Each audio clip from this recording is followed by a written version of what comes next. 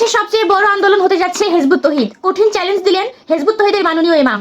ইনশাআল্লাহ যদি আমাকে কথা বলতে দেওয়া হয়, আমার বাক স্বাধীনতার সমুন্নত করা হয়, বাংলাদেশের একমাত্র সর্ববৃহৎ আন্দোলন হবে হিজবুত তৌহিদ। এদেশের কোটি কোটি মুক্তি পাগল জনতা হিজবুত তৌহিদের ডাকে সাড়া দেবে ইনশাআল্লাহ।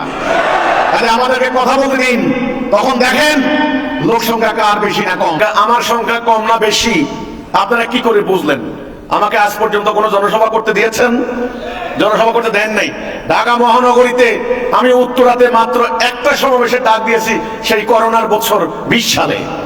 আমার 50,000 লোকের দাওয়াত দিয়েছিলাম। আমার মিটিং হওয়ার আগেই ভোরবেলায় ধর্ম ব্যবসায়ীরা হুমকি দিয়ে ক্যান্সেল করে দিয়েছে, বলেছে কি এখানে রক্তের গঙ্গা বয়ে যাবে। আমার জনসভা হলে রক্তের গঙ্গা কেন বয়াবেন? তখন হাসিনার সরকার এই ধর্ম ব্যবসায়ীদেরকে তোয়াজ করেছে, তারা কিন্তু আমাদের অধিকার সমুন্নত করে নাই। আমি সোহরাওয়ার্দী উদ্যানে জনসভা করার পারমিশন চেয়েছি, আমাকে পারমিশন দেওয়া হচ্ছে না। তো সংখ্যা কার কম না বেশি কেমনে বুঝলেন? আমাকে প্রত্যেকটা বিভাগে সম্মেলন করতে দিন, আমার কথা আমি বলবো। অন্য দল যেমন বলে, তাদের যেমন সাংবিধানিক অধিকার আছে। আমার লোকেরা তো রাস্তা অবরোধ করে নাই, হরতাল করে নাই, অবরোধ করে নাই। শুধু একটা ময়দানে, সেটা কলেজের মাঠ হোক, সেটা স্টেডিয়াম হোক, সেখানে আমি বক্তব্য দেব। পয়সা তো আপনাদের কাছে চাই না, আমাদের নিজেদের পকেটে টাকা খরচ করে সম্মেলন করব।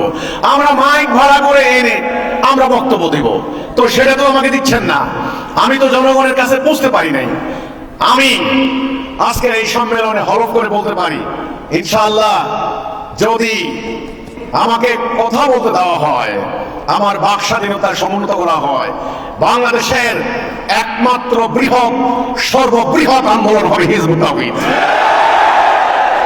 এদেশের কোটি কোটি মুক্তি পাগল জনতা হিজবুত তৌহিদের ডাকে সাড়া দেবে ইনশাআল্লাহ। তাহলে আমাদেরকে কথা বলতে দিন, তখন দেখেন লোক সংখ্যা কার বেশি না কম।